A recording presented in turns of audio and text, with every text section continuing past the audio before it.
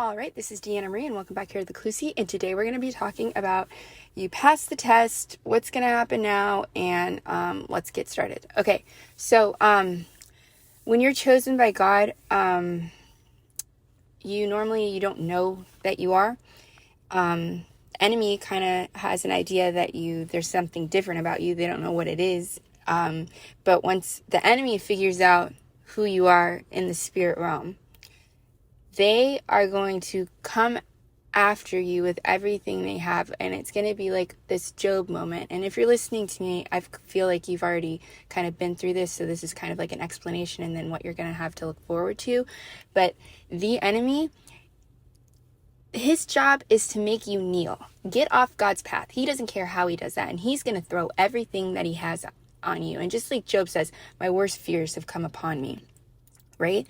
That is normally what happens when you're chosen by God. You're like, oh my gosh, and you don't know what's going on, okay?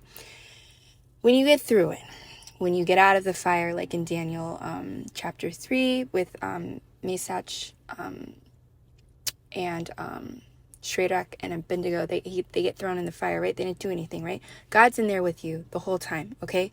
You didn't bow. Now you're walking out with God, and now the enemy has to give you back times 10, sometimes times 100-fold what he took away from you.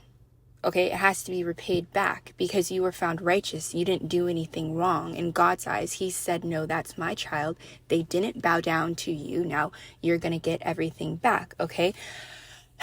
Sadly, for the people that the enemy used to come against you, that is not what happens for them. See, they sold their souls for a little momentary, temporary bliss, right? And they decided to work with the enemy against you. Well, you're God's child, so they weren't ever working against you. They were working against God.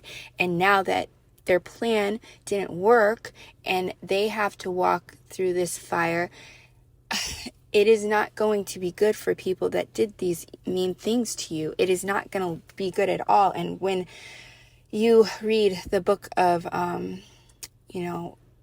with Moses and, you have Exodus, like God destroys Egypt for what they were doing to Israel. And he does not take kindly when people come against his chosen ones. And he may sit quietly for a little bit, but it is not a good thing when God is quietly just watching your enemies. Like that's not a good thing. That means he's trying to dictate what's going to happen. So anyways, like, share, subscribe, comment.